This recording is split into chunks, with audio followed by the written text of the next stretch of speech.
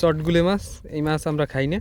সুন্দরবনের বালুচর, এই বালুচরে রয়েছে ছোট বড় অসংখ্য ডোবানালা। তো প্রথমেই আজকে আমরা দেখেন ছোট একটা ডোবা সেচতেছি মাছ ধরার জন্য। তো এই সমস্ত ডোবায় কিন্তু প্রচুর পরিমাণে চিংড়ি মাছ থাকে, সেই সাথে কিন্তু এইসব জায়গায় কিন্তু বড় বড় ডোবাতে কাঁকড়াও পাওয়া যায়। তো আমরা দেখেন কাঁকড়াও পাচ্ছি, সেই সাথে আজকে চিংড়ি মাছও আমরা ধরবো। তো প্রথম যে আমরা ডোবাটা সেচতেছি এখানে আসলে আশানুরূপ আমরা ভালো পরিমাণে চিংড়ি মাছ পাই না। তো তারপরেও একদম যে চিংড়ি মাছ পাই না এমনটা না, বেশ কয়েকটা চিংড়ি আমরা এই জায়গায় পাইছি। তো এই জায়গায় এই চিংড়ি মাছগুলো ধরার পরে আমরা চলে যাব বড় একটা ডোবা বা নালাতে, সেখানে কিন্তু আশা করতেছি আজকে আমরা বেশ ভালো পরিমাণে মাছ পাবো, কারণ সেই জায়গাটা হচ্ছে একদম বঙ্গোপসাগরের তীরবর্তী এলাকা, যার কারণে কিন্তু এখানে বেশ ভালো পরিমাণে মাছ থাকে। আর এখান থেকে জঙ্গল কাছে হওয়ার কারণে এইসব জায়গায় আসলে মাছ থাকে বেশ ভালো পরিমাণে। তো একটা গাছের গোড়াতে আমরা জাকি জাল দিয়ে বের দিতেছি। তো জাল তোলার পরে আপনাদের দেখাই এইসব জায়গায় চিংড়ি মাছ সহ আর অন্যান্য কি কি মাছ আমরা পেয়ে থাকি।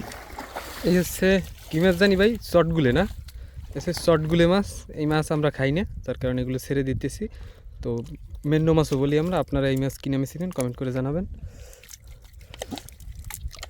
চিংড়ি মাছ উঠছে।